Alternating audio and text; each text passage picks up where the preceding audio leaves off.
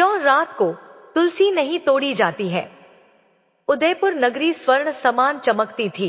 राजा मंगल सिंह के शासन में प्रजा सुखी थी। महल के चारों ओर बाग बगीचे, मंदिर और पवित्र तुलसी वन सुशोभित थे। परंतु राज्य के उत्तर दिशा में एक घना रहस्यमय जंगल था, जिसमें जाने से लोग डरते थे। कहा जाता था कि यह जंगल साधारण नहीं, बल्कि देवताओं और यमलोक का मार्ग है। इसके भीतर जीवन और मृत्यु का रहस्य छिपा है। विशेषकर जंगल के मध्य स्थित एक प्राचीन तुलसी का वृक्ष सबके लिए रहस्य का केंद्र था। उसकी पत्तियां दिन में दिव्य आभा देती थी और रात में जैसे अग्नि की लपटें फूटती हों। उदयपुर नगरी की प्रजा मानती थी कि उस तुलसी वृक्ष में स्वयं तुलसी माता का वास है। लोग सुबह सुबह वहां जाकर प्रणाम करते, पत्ते तोड़कर पूजा करते, लेकिन जैसे ही सूरज ढलता कोई भी उस दिशा की ओर नहीं जाता, क्योंकि मान्यता थी कि रात के समय तुलसी माता भगवान विष्णु की सेवा में लीन रहती है और कोई उन्हें छेड़े तो भीषण विपत्ति आती है। राजमहल के प्रांगण में भी एक विशाल तुलसी का चौरा था। प्रतिदिन राजा और उनकी धर्मपत्नी स्वयं दीप प्रज्वलित करते और तुलसी माता की आरती करते। राजा मंगल सिंह सदैव अपने पुत्र राजकुमार पारस और पुत्री राजकुमारी अनुराधा को यह शिक्षा देते, बेटा, यह तुलसी केवल पौधा नहीं, बल्कि जीवन का आधार है। इसका सम्मान करो, इसके नियमों का पालन करना ही धर्म है। राजकुमारी अनुराधा बड़ी ही श्रद्धालु और कोमल हृदय की थी, पर राजकुमार पारस साहसी होने के साथ साथ जिद्दी और तर्क प्रिय भी था। वह सोचता, क्या सचमुच रात में तुलसी तोड़ने से मृत्यु आती है? यह सब अंधविश्वास नहीं तो और क्या है? उदयपुर नगरी में शांति और वैभव तो था, परंतु हर महल, हर मंदिर और हर प्रजा के मन में एक अनकहा भय छिपा था। उत्तर दिशा का जंगल, उस जंगल के बारे में अनेक कथाएं पीढ़ी दर पीढ़ी सुनाई जाती रहीं, लेकिन कोई भी उनके रहस्य को पूरी तरह समझ नहीं पाया। एक दिन राज दरबार में एक वृद्ध ऋषि आए और उनके मुखमंडल पर गंभीरता का भाव झलक रहा था। राजा मंगल सिंह ने उनका स्वागत किया और आसन दिया। ऋषि ने शांत स्वर में कहा, हे राजन, मैं यहाँ कोई दान या सम्मान लेने नहीं, बल्कि आपको सचेत करने आया हूँ। राजा ने जिज्ञासा से पूछा, ऋषिवर, कृपया बताइए, किस विषय में चेतावनी देने आए हैं? ऋषि ने गंभीर स्वर में कहना शुरू किया, राजन, उस उत्तर दिशा के जंगल के मध्य जो प्राचीन तुलसी वृक्ष खड़ा है, वह कोई साधारण वृक्ष नहीं है। उसमें स्वयं तुलसी माता का वास है। यह वही वृक्ष है जिसे प्राचीन काल में महर्षि अगस्त्य ने अपने तपोबल से स्थापित किया था। कथा है कि एक बार यमराज ने मनुष्यों की आयु घटाने का निश्चय किया था। तब देवताओं ने तुलसी माता से प्रार्थना की। तुलसी माता ने वचन दिया कि जब तक मेरे पत्तों का सम्मान होगा, मैं मृत्यु को रोक सकती हूँ। इस कारण तुलसी को अमृत तुल्य माना गया। ऋषि की आंखें लाल हो गईं। वे बोले, किंतु राजन, तुलसी माता का एक नियम है, रात्रि के समय उनके पत्ते कोई ना तोड़े। उस समय वे भगवान विष्णु की सेवा और यमलोक एवं देवलोक के बीच संतुलन करती है। यदि किसी ने रात्रि में उनके पत्ते तोड़े तो यह संतुलन टूट जाएगा और निर्दोष प्राणियों की मृत्यु होने लगेगी। दरबार में गहरा सन्नाटा छा गया। राजा मंगल सिंह ने गंभीरता से कहा, ऋषिवर, मैं वचन देता हूँ कि अपने राज्य में इस नियम का उल्लंघन कोई नहीं करेगा। तुलसी माता का अपमान करना स्वयं मृत्यु को न्योता देना है। प्रजा और दरबारियों ने भी सहमति में सिर झुका लिया।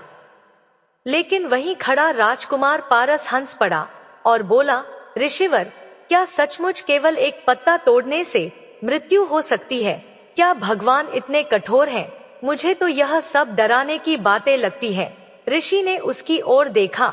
उनकी आंखों में करुणा भी थी और चेतावनी भी। उन्होंने कहा, पुत्र, अज्ञानता सबसे बड़ा पाप है, मत भूलो। हर नियम के पीछे गहरा रहस्य छिपा है। यदि तुमने इस नियम की परीक्षा ली तो इसका परिणाम न केवल तुम्हें बल्कि पूरे राज्य को भुगतना पड़ेगा। पारस चुप हो गया। परंतु उसके मन में यह जिज्ञासा और भी प्रबल हो गई। क्या सचमुच रात में तुलसी तोड़ने से विपत्ति आती है? एक दिन मैं इसे आजमा कर ही रहूंगा। उदयपुर नगरी में दिन का कोलाहल थम चुका था। महल में दीपक झिलमिला रहे थे और मंद मंद गंधर्व वाद्य बज रहे थे। सब ओर शांति थी।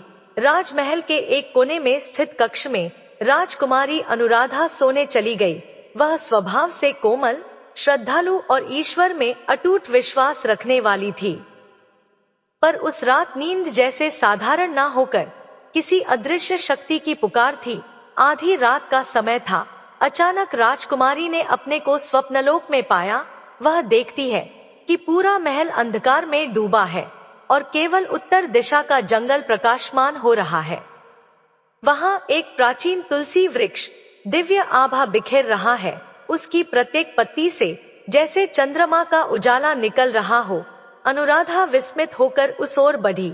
जैसे ही वह वृक्ष के समीप पहुंची, आकाश से एक अद्भुत पक्षी उतरा। उसके पंख इंद्रधनुष जैसे चमक रहे थे, पर आंखों में रहस्यमय गहराई थी। पक्षी ने गंभीर स्वर में कहा, हे राजकुमारी अनुराधा, मैं समय का दूत हूँ। यह तुलसी वृक्ष केवल वृक्ष नहीं, बल्कि जीवन और मृत्यु का संतुलन है। अनुराधा भय और भक्ति से कांप उठी। उसने हाथ जोड़कर पूछा, हे दिव्य पक्षी, यदि यह वृक्ष इतना महान है, तो इसे छूना वर्जित क्यों है? पक्षी ने गहरी आवाज में उत्तर दिया, क्योंकि जब सूर्य अस्त हो जाता है, तब तुलसी माता स्वयं भगवान विष्णु की सेवा और यमलोक के द्वार की रक्षा करती है। यदि उस समय कोई उनके पत्ते तोड़े, तो यह संतुलन भंग हो जाता है और निर्दोष मनुष्यों की मृत्यु होने लगती है। फिर पक्षी कुछ क्षण रुका और बोला, जल्द ही तुम्हारे राज्य में यह नियम भंग होने वाला है और उस समय तुम ही वह एकमात्र शक्ति होगी जो इस विपत्ति को रोक पाएगी। अचानक तुलसी वृक्ष से एक दिव्य स्त्री का आभास हुआ। उनका मुख चंद्रमा सा, नेत्र कमल समान और शरीर से मंद मंद प्रकाश निकल रहा था। वह स्वर आया, बेटी अनुराधा, मेरी रक्षा करना। रात में कोई मेरे पत्ते ना तोड़े। यही धर्म है, यही जीवन है। अनुराधा ने भयभीत होकर हाथ जोड़ दिए। उसकी आंखों से आंसू बहने लगे और वह बोली, माता, मैं आपके नियमों की रक्षा करने का वचन देती हूँ। इतना कहते ही आकाश में बिजली कौंधी। पक्षी ने अपने पंख फैलाए और कहा, याद रखना, जल्द ही पाप और पुण्य की अग्नि तुम्हारे घर को छूने वाली है। फिर सब दृश्य धुंधला हो गया और राजकुमारी की नींद टूट गई। वह कांपते हुए उठ बैठी। उसका हृदय तेजी से धड़क रहा था। उसने खिड़की से बाहर देखा। महल के ऊपर वही रहस्यमय पक्षी मंडरा रहा था, जैसे स्वप्न और यथार्थ एक हो गए हों। इस स्वप्न ने राजकुमारी को भीतर तक हिला दिया। उसे लगा मानो भविष्य की विपत्ति का संकेत उसे मिल गया है। परंतु वह यह सोचकर भी असहाय थी कि क्या सचमुच कोई उसकी बात मानेगा। राजकुमार पारस की जिद्दी प्रवृत्ति को देखकर उसे भय था कि कहीं वही इस आने वाले संकट का कारण ना बने। राजकुमारी अनुराधा का स्वप्न अभी भी उसके मन में गूंज रहा था। उसने सुबह होते ही अपने पिता राजा मंगल सिंह को सब कुछ बताया। राजा ने ध्यान से सुना, लेकिन बोले, बेटी, स्वप्न कई बार केवल कल्पना भी हो सकते हैं, तुम घबराओ मत।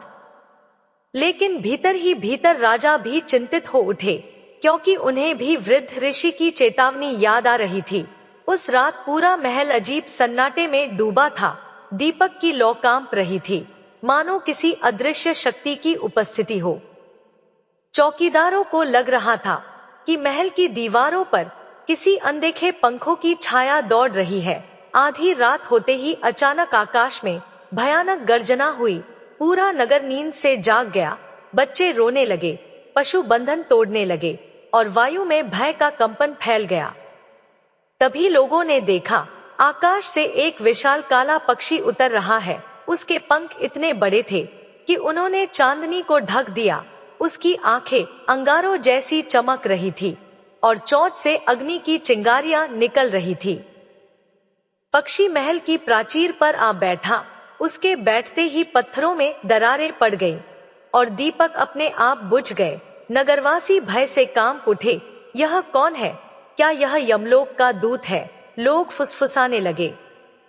पक्षी ने अपने विशाल पंख फैलाए और आकाश की ओर देखते हुए एक भयानक स्वर में कहा, उदयपुर नगरी, तुम्हारे ऊपर संकट मंडरा रहा है। कोई ऐसा है जो नियम तोड़ेगा और उसके कारण निर्दोष प्राणियों को अकाल मृत्यु मिलेगी।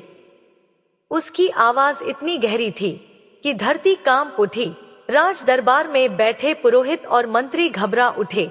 राजा मंगल सिंह ने साहस दिखाया और ऊंची आवाज में बोले, हे अद्भुत पक्षी, तुम कौन हो और हमारी नगरी पर यह अशुभ वाणी क्यों बरसा रहे हो?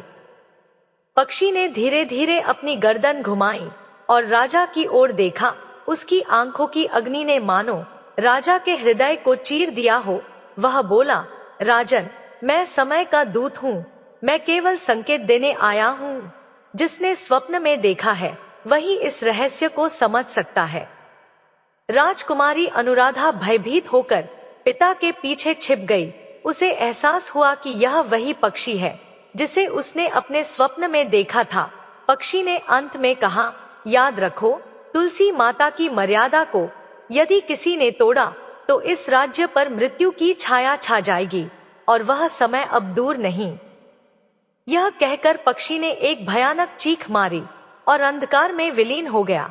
परंतु उसकी चीख लंबे समय तक आकाश में गूंजती रही। उस रात से पूरा नगर सहमा हुआ रहने लगा। लोग आपस में कहने लगे, यह कोई साधारण पक्षी नहीं था, यह अवश्य यमलोक से आया है। ब्राह्मणों ने भी घोषणा कर दी कि यह बड़े संकट का पूर्वाभास है। राजा मंगल सिंह गहन चिंता में डूब गए, जबकि राजकुमारी अनुराधा का मन भय और श्रद्धा से कांप रहा था। लेकिन राजकुमार पारस अब भी इसे एक भ्रम और लोक कथा मानकर हंसी में उड़ा रहा था। उसे जरा भी अंदाजा नहीं था कि यही हंसी बहुत जल्द पूरे राज्य के लिए विपत्ति का कारण बनने वाली है। राजा मंगल सिंह ने नगर सभा बुलाई और कहा, प्रजाजनों, तुलसी माता हमारे धर्म और जीवन की रक्षा करती है। हम सभी को मिलकर उनका पूजन करना होगा। किसी भी हालत में रात को तुलसी तोड़ने का अपराध कोई ना करे।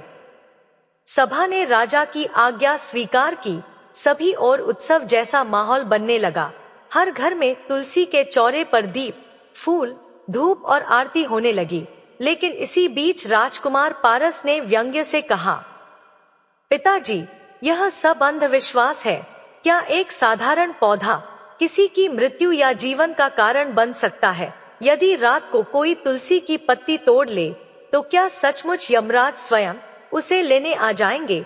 उसकी इस बात से सभा में सन्नाटा छा गया। पुरोहितों और विद्वानों ने चेताया, राजकुमार, इस विषय पर मजाक करना भी पाप है। देवी तुलसी तपस्विनी के श्राप से ही पवित्र बनी। उनका अपमान किया तो राज्य पर संकट आना निश्चित है। लेकिन राजकुमार के मन में जिद बैठ चुकी थी। इसी बीच राज्य में एक समस्या उत्पन्न हो गई। दरबार में एक वृद्ध महिला अपने छोटे से पुत्र को लेकर आई। बच्चा बहुत बीमार था, उसकी सांसें टूट रही थी। वह रोते हुए बोली, महाराज, वैद्य ने कहा है कि इस बच्चे को तुरंत तुलसी का अर्घ चाहिए। परंतु रात गहरी हो चुकी है। हमारे घर की तुलसी पर कोई पत्ती नहीं बची। आसपास सभी घरों में तुलसी माता को पूजन के कारण तोड़ना मना है। सारी सभा स्तब्ध रह गई। राजा ने दयापूर्वक कहा, किसी तरह इस बच्चे की जान बचनी चाहिए, लेकिन मर्यादा का क्या किया जाए? इसी समय राजकुमार पारस उठ खड़ा हुआ। उसकी आंखों में जिद्द और व्यंग्य था। वह बोला, तो क्या हुआ? यदि मर्यादा है, यदि किसी मासूम की जान बचाने के लिए मैं रात को तुलसी तोड़ दूं, तो यह पाप नहीं, पुण्य होगा। और यदि यमराज सचमुच आते हैं तो आने दो, मैं देखूंगा उन्हें। राजकुमारी अनुराधा भयभीत हो उठी। वह बोली, भैया, ऐसा मत करना। तुम समझ नहीं रहे, यह खेल नहीं है, यह देवताओं की मर्यादा है। लेकिन पारस ने उसकी बात हंसी में उड़ा दी। बच्चे की सांसें और धीमी होने लगी। उसकी मां चीख उठी, कोई तो मेरी मदद करो, तुलसी के बिना मेरा लाल मर जाएगा। दरबार में मौन छा गया। हर कोई नियम और करुणा के बीच फंस गया। तभी राजकुमार पारस ने दृढ़ स्वर में कहा, ठीक है, मैं ही तुलसी लाता हूँ और आज सिद्ध कर दूंगा कि यह सब अंधविश्वास है। उसके ये शब्द सुनकर सभा स्तब्ध रह गई। राजा मंगल सिंह का चेहरा पीला पड़ गया। उन्होंने हाथ जोड़कर कहा, पुत्र, कृपया यह अपराध मत करना। यह केवल धर्म का नियम नहीं, आकाशीय सत्य है। लेकिन पारस अपने निर्णय से पीछे हटने को तैयार नहीं था। ज्यों-ज्यों रात गहराती गई, नगर के ऊपर फिर से अजीब सा सन्नाटा छाने लगा। लोग डर से अपने अपने घरों में छिप गए। सबकी आंखें महल की ओर लगी थीं। क्या सचमुच राजकुमार रात में तुलसी तोड़ेगा? महल के बाहर सैनिक भी घबराए खड़े थे। कोई किसी को रोक नहीं पा रहा था, क्योंकि सब जानते थे कि राजकुमार के कदम अब किसी अदृश्य शक्ति द्वारा खींचे जा रहे हैं। राजकुमार पारस ने दीपक उठाया और राजमहल की तुलसी चौरे की ओर बढ़ा। राजकुमारी अनुराधा और उनकी मां बार बार विनती करती रहीं, पुत्र, यह मत करो, यह केवल नियम नहीं, आकाशीय चेतावनी है। पर पारस हंसते हुए बोला, यदि मेरी एक पत्ती से उस बालक की जान बच सकती है तो यह पाप नहीं, पुण्य होगा। और यदि यमराज सचमुच है तो आकर मुझे ले जाएं। उसने यह कहकर आकाश की ओर देखा और मानो चुनौती दे डाली। पारस ने दीपक तुलसी चौरे के पास रखा। हवा और भी ठंडी हो गई, मानो किसी अदृश्य सत्ता की सांस बह रही हो। उसके हाथ कांप नहीं रहे थे, बल्कि अजीब दृढ़ता से उसने तुलसी की डाल पकड़ी और एक दो हरी हरी पत्ती तोड़ ली। जैसे ही पत्ती टूटी, अचानक आकाश गड़गड़ा उठा, बिजली चमकी और पूरी धरती मानो एक पल के लिए हिल गई। तुलसी चौरे के दीपक एक एक करके बुझ गए और उसी क्षण वातावरण में गूंज उठा, धर्म का उल्लंघन हुआ है, प्रलय का समय निकट है। नगर के लोग अपने घरों से बाहर झांकने लगे। किसी ने कहा, देखो, आकाश काला पड़ रहा है। किसी ने चिल्लाकर कहा, यमराज आ रहे हैं। गायें जोर जोर से रंभाने लगीं, कुत्ते एक स्वर में भौंकने लगे। जंगल की दिशा से रहस्यमय पक्षी की भयावह चीख सुनाई दी। उसकी आवाज ने सबके दिल दहला दिए। तभी आकाश के पूर्व दिशा में भयानक दृश्य उभरा। बादलों का एक विशाल घेरा बनने लगा, जिसमें से चमकती अग्नि जैसी रोशनी फूट रही थी। धीरे धीरे उस घेरे से एक दिव्य रथ उतरने लगा। उस रथ पर बैठे थे यमराज। उनके साथ थे भयानक यमदूत, जिनके हाथों में फंदे और श्रृंखलाएं थीं। नगर की सांसें रुक गईं। लोग जमीन पर गिरकर प्रार्थना करने लगे। यमराज का स्वर गर्जना की तरह गूंजा, राजकुमार पारस, तूने धर्म और मर्यादा का उल्लंघन किया है। तूने रात को तुलसी को तोड़कर पाप किया है। आज तेरे अपराध का दंड तय है। राजकुमार पारस भयभीत तो हुआ, परंतु अपने अहंकार में बोला, मैंने पाप नहीं किया।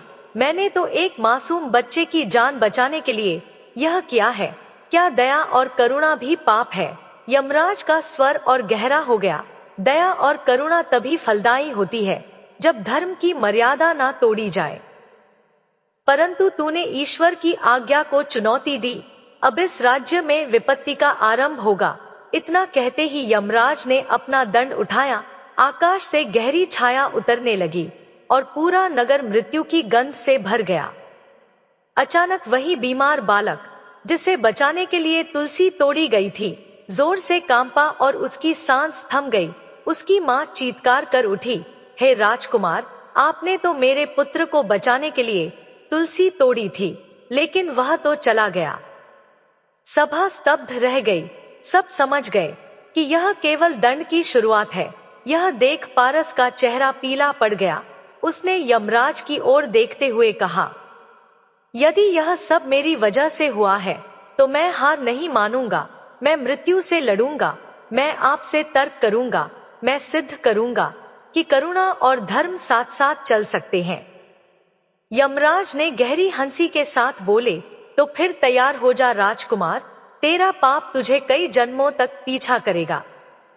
तेरी आत्मा को श्राप मिलेगा और इस नगर पर छाया फैल जाएगी। इतना कहकर आकाश कांप उठा और यमराज का रथ धुएं की तरह लुप्त हो गया। नगर शोक और भय से भर गया। राजमहल में राजा मंगल सिंह गहरी चिंता में डूबे थे। उन्होंने सभा बुलवाई और मंत्रियों से पूछा, अब राज्य को बचाने का उपाय क्या है? मंत्री ने कहा, महाराज, यह श्राप है। इसका निवारण साधारण बुद्धि से संभव नहीं। इसका उत्तर केवल ऋषियों और देवताओं की कृपा से ही मिल सकता है। रानी के नेत्र आंसुओं से भर गए।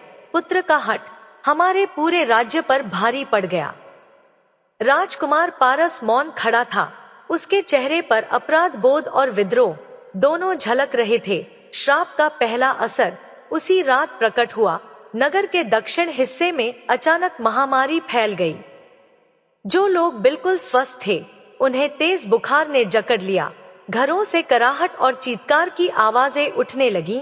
कुछ ही घंटों में 5 घर मातम में बदल गए। लोग कहने लगे, यह वही यमराज का श्राप है।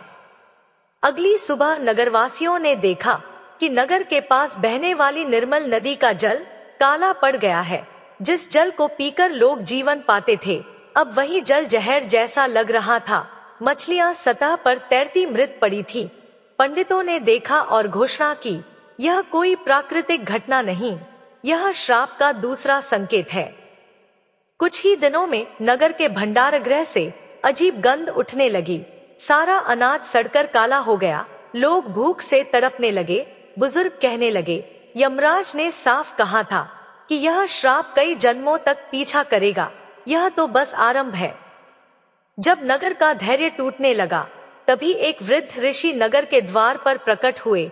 उनके शरीर से प्रकाश निकल रहा था। लोग दौड़कर उनके चरणों में गिर पड़े। हे ऋषिवर, हमें बचाइए, यमराज का श्राप हमें नष्ट कर देगा। ऋषि ने गहरी सांस ली और बोले, राजकुमार पारस ने जो अपराध किया है, उसका दंड केवल वही सह सकता है। जब तक वह प्रायश्चित नहीं करेगा, नगर पर यह प्रकोप चलता रहेगा।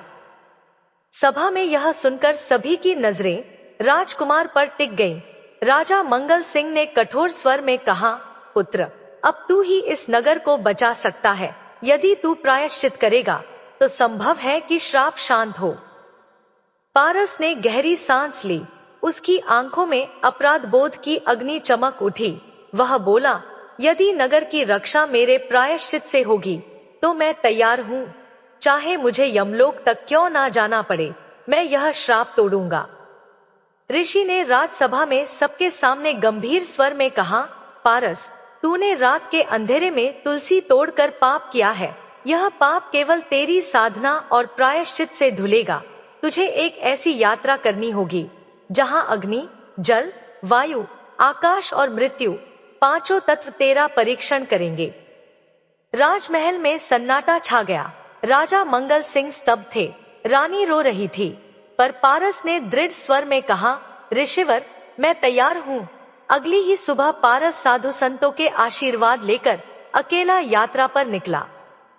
वह एक गहन अंधेरे और रहस्यमय जंगल में पहुंचा। वहां पेड़ों से रहस्यमय फुसफुसाहट सुनाई देती थी।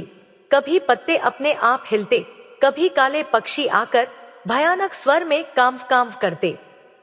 अचानक एक वृक्ष से आवाज आई, राजकुमार, यहाँ प्रवेश करने का साहस तो कर लिया, पर क्या तू यहाँ से जीवित बाहर भी जा पाएगा?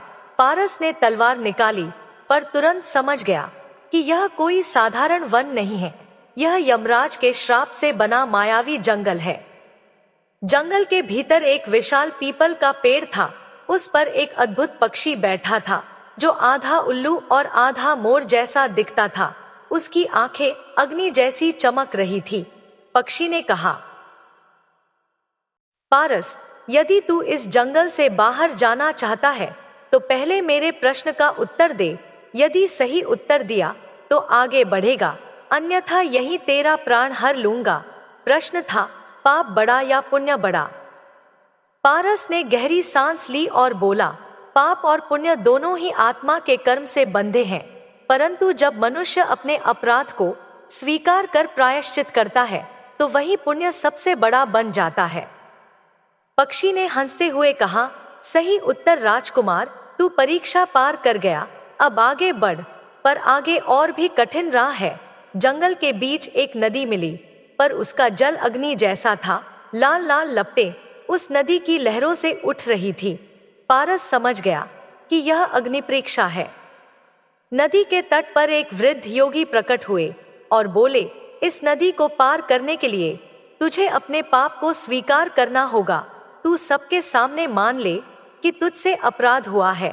पारस ने सिर झुकाकर कहा, हाँ, मैंने पाप किया है। अज्ञान और हठ में मैंने रात में तुलसी तोड़ी, उस अपराध का भार मैं स्वीकार करता हूँ। उधर राजमहल में उसी रात राजकुमारी अनुराधा ने एक विचित्र स्वप्न देखा। उसने देखा कि वह एक अंधेरी घाटी में खड़ी है, जहां चांदनी नहीं पहुंचती।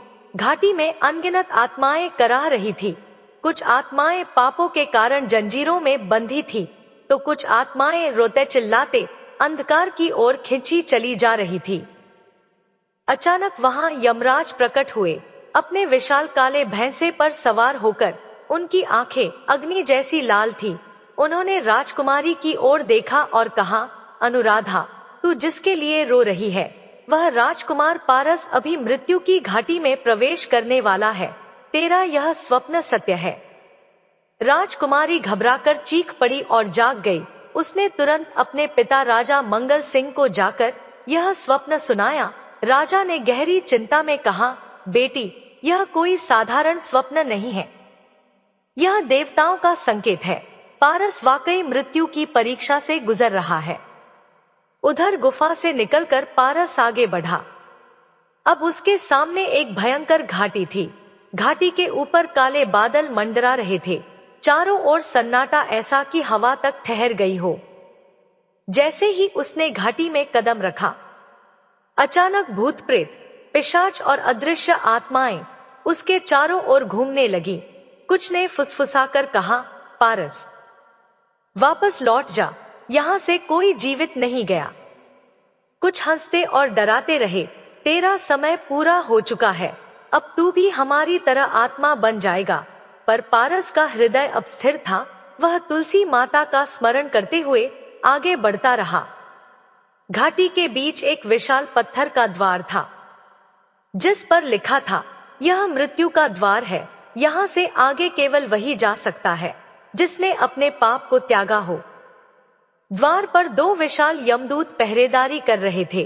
वे भयानक काले शरीर वाले थे, हाथों में गदा और तलवार थी। उन्होंने पारस को रोकते हुए कहा, राजकुमार, तेरे पाप का भार अभी हल्का नहीं हुआ है, तुझे यमलोक में प्रवेश करना ही होगा।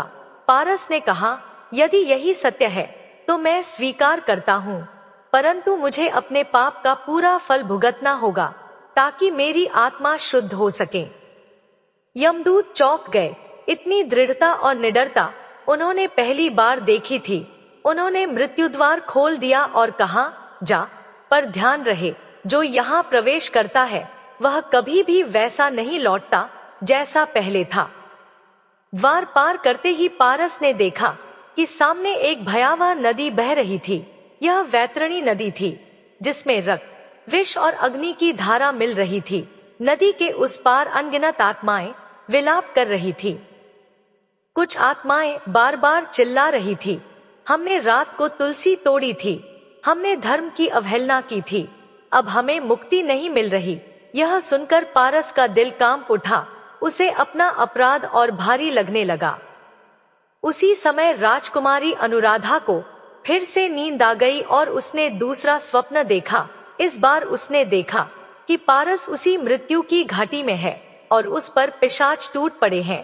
वह चीख रही थी, पारस, पर उसकी आवाज घाटी तक नहीं पहुंच रही थी। अचानक उसके सामने एक वृद्ध ऋषि प्रकट हुए। उन्होंने कहा, बेटी, घबराओ मत, तेरा स्वप्न वास्तविक है। पारस की आत्मा पाप और पुण्य के युद्ध से गुजर रही है, पर यदि तू अपने महल में 7 दिन लगातार तुलसी पूजा करेगी तो तू पारस के जीवन को यमराज से छुड़ा सकती है। राजकुमारी ने प्रण लिया, मैं 7 दिन उपवास करूंगी और तुलसी माता की आराधना करूंगी। अब दोनों की नियति आपस में जुड़ गई थी। एक और पारस मृत्यु की घाटी में वैतरणी नदी पार करने की तैयारी कर रहा था, दूसरी ओर राजकुमारी 7 दिन का उपवास और तुलसी पूजा करने जा रही थी। आकाश में गूंज उठा, अब तय होगा कि पाप जीतेगा या पुण्य, मृत्यु जीतेगी या जीवन।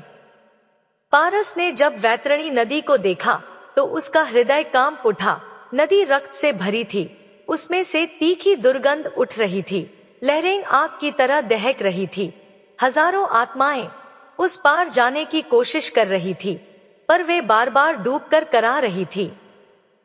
कुछ आत्माएं चिल्ला रही थी, हे प्रभु, हमें मुक्ति दो, हमने रात में तुलसी तोड़ी थी, हमने पाप किया था, हमें क्षमा कर दो।